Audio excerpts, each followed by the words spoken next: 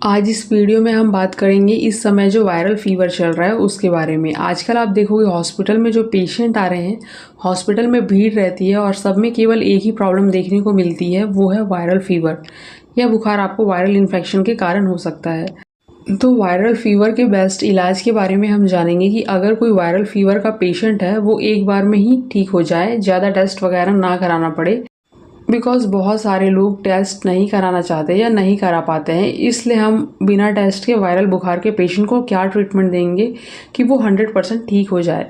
तो सबसे पहले ये जानते हैं कि इस समय जो वायरल फीवर चल रहा है इसके लिए हम जांच कराते हैं, तो टेस्ट में ज़्यादा कुछ नहीं आता है।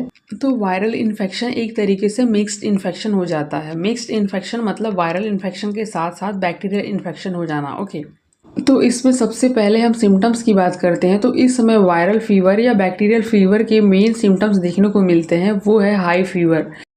कई बार पेशेंट को क्या हो जाता है, 100 डिग्री फ़ारेनहाइट प्लस तक फीवर चला जाता है, तो इसमें हाई फीवर देखने को मिलता है।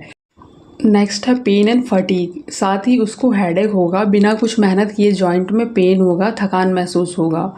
नेक्स्ट है कोल्ड एंड कफ, सर्दी जुकाम या कोल्ड एंड कफ की समस्या भी देखने को मिल रही है वायरल फीवर के साथ बैक्टीरियल फीवर में। ओके, नेक्स्ट है एनोरेक्सिया, पेशेंट को बेचैनी सी रहती है, खाने का मन नहीं होता है, भूख नहीं लगती है और शरीर में कमजोरी सी बनी रहती है। नेक्स्ट है नोज़िया एंड वॉमिटिंग, साथ ही मतली उल्टी जैसी प्रॉब्लम भी देखने को मिल सकती है। तो इस समय जो वायरल फीवर के साथ मिक्स्ड फीवर चल रहा है उसमें ये सारे सिम्टम्स देखने को मिल सकते हैं। इस समय वायरल फीवर के कारणों की बात की जाए तो इसका एक कारण हो सकता है क्लाइमेट का चेंज होना।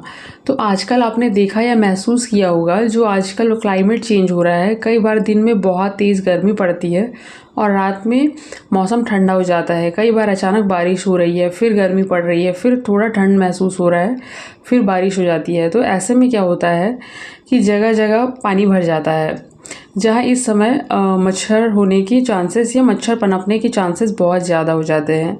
तो मच्छरों के काटने की वजह से भी लोगों में बहुत ज़्यादा बीमारियाँ भी फैल रही है। और कंटामिनेशन मतलब दूषित खाना या दूषित पानी अगर आप पी रहे हैं तो उससे भी लोगों में जो वायरल फीवर है उसके फैलने के चांसेस बहुत ज़्यादा रहते हैं। ओके, लेकिन ध्यान रहे, अगर किसी को बुखार 4 या 5 दिन से ज़्यादा है तो आपको ये टेस्ट कराना बहुत ही ज़्यादा ज़रूरी है।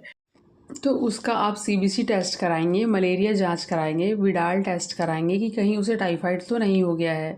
अगर फीवर 4-5 दिन से ज़्यादा है तो उस कंडीशन में आप उसका ये टेस्ट सबसे पहले कराएंगे। ओके, और अगर फीवर अभी अभी आना स्टार्ट हुआ है तो बहुत से लोग टेस्ट नहीं कराना चाहते हैं या नहीं करा पाते हैं, जो जांच के चार्जेस हैं उससे बचना चाहते हैं, अवॉइड करते हैं टेस्ट को कि वैसे ही दवाइयाँ लेकर ठीक हो जाएंगे सोचकर। तो क्या ट्रीटमेंट इस कंडीशन में देंगे अगर पेशेंट को अभी अभी बुखार आया है? तो ऐसा क्या ट्रीटमेंट देंगे कि वह पेशेंट 100% ठीक हो जाए, आपको टेस्ट कराने की भी ज़रूरत ना पड़े।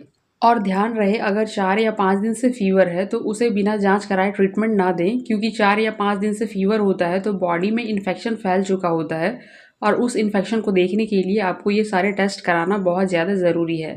लेकिन अगर किसी को आज ही फीवर आया है तब उसे क्या ट्रीटमेंट देंगे उसके बारे में हम जान लेते हैं। तो सबसे पहले उसके वाइटल्स चेक करने हैं, जिसमें सबसे पहले बॉडी टेम्परेचर चेक करेंगे कि फीवर कितना है, ब्लड प्रेशर चेक करेंगे, पल्स रेट चेक करेंगे, ब्रीदिंग रेट या सांस लेने की दर की जांच करेंगे।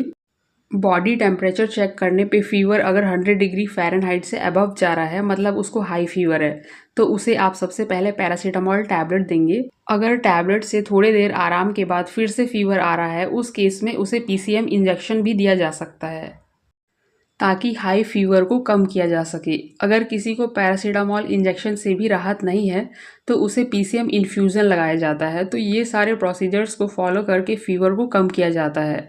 और अगर वाइटल्स चेक करते हैं, वाइटल्स में कोई प्रॉब्लम है तो उस पे काम करना है, और फीवर ज़्यादा है तो पीसीएम देकर फीवर को कम करना है।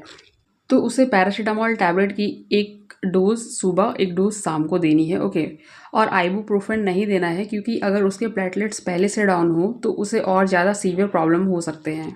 और वायरल फीवर के दौरान सेकेंडरी बैक्टीरियल इन्फेक्शन को रोकने के लिए एंटीबायोटिक्स दे सकते हैं, जो कि डॉक्टर के पर्चे द्वारा मिलने वाली दवा है, जिनमें शामिल है ceftriaxone injection, ceftriaxone plus sulbactam injection, ceftriaxone plus tazobactam injection. Okay, इनमें से कोई भी एक इंजेक्शन लगाया जाता है पेशेंट को एटलीस्ट 3 दिन के लिए, और 3 दिन इंजेक्शन देने के बाद भी पेशेंट ठीक नहीं होता है तो उसका CBC टेस्ट कराया जाएगा, देन अकॉर्डिंगली विथ ट्रीटमेंट देंगे। साथ ही ओरल एंटीबायोटिक में doxycycline and lactic acid bacillus capsule देंगे। इस एंटीबायोटिक मेडिसिन का इस समय जो मिक्स्ड वायरल फीवर चल रहा है इसमें इफेक्टिव रिजल्ट देखने को मिलते हैं, क्योंकि यह रेस्पिरेटरी इन्फेक्शन जैसे सर्दी, खांसी, जुकाम उसे ठीक करने में काफ़ी हेल्पफुल होती है। इसे एक कैप्सूल सुबह, एक कैप्सूल शाम को खाना खाने के बाद लेना होता है। साथ ही एक और एंटीबायोटिक पेशेंट को देनी होगी जो है एजिथ्रोमाइसिन 500 टैबलेट।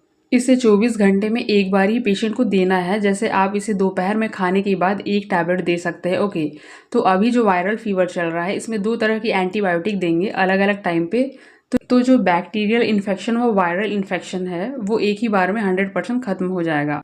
तो ये दोनों एंटीबायोटिक के साथ आपको पैरासीटामोल टैबलेट यूज़ करना है, और पेशेंट को सर्दी जुकाम ज़्यादा है, रनी नोज व स्नीजिंग, वाटरी आई है, तो साथ ही आप anti allergic medicine montelukast and levocetirizine के कॉम्बिनेशन वाली मेडिसिन दे सकते हैं।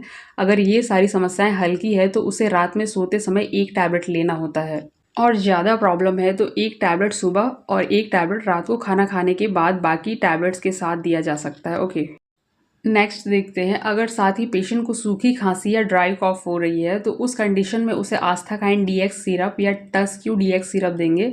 एडल्ट पेशेंट में इस सिरप की डोज होती है 10 ml सुबह, 10 ml दोपहर व 10 ml शाम को खाना खाने के बाद। ओके, और इन दोनों में से कोई भी सिरप को पीने के 15 मिनट बाद तक कुछ भी खाने या पीने की सलाह नहीं दी जाती है।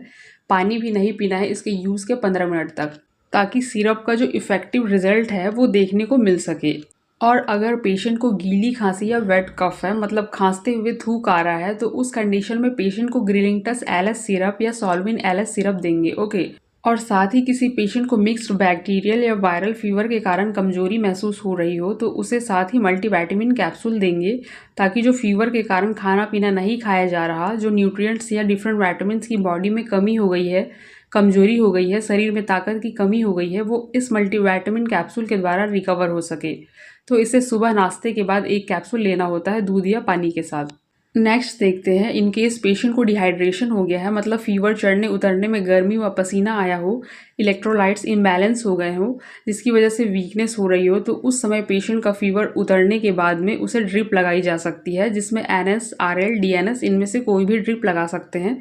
ध्यान रहे कि पेशेंट की BP नॉर्मल हो तभी इनमें से कोई भी ड्रिप लगाया जा सकता है, और अगर पेशेंट की BP हाई है तो उसे आप RL लगा सकते हैं, और पेशेंट की BP लो है तो उसे आप DNS या NS में से कोई भी ड्रिप लगा सकते हैं, जिसके अंदर आप मल्टीविटामिन इंजेक्शन ऐड कर सकते हैं, साथ ही रैंटेक इंजेक्शन डाल सकते हैं। ठीक है, तो इतना प्रोसीजर फॉलो करने के बाद पेशेंट में जो डिहाइड्रेशन की समस्या हो रही है या कमजोरी हो गई है उसे रिकवर या शरीर में पानी की कमी व कमजोरी को दूर किया जा सकता है। तो अब तक मैंने जो बताया ये सारे ट्रीटमेंट देने के बाद पेशेंट 100% क्योर हो जाता है।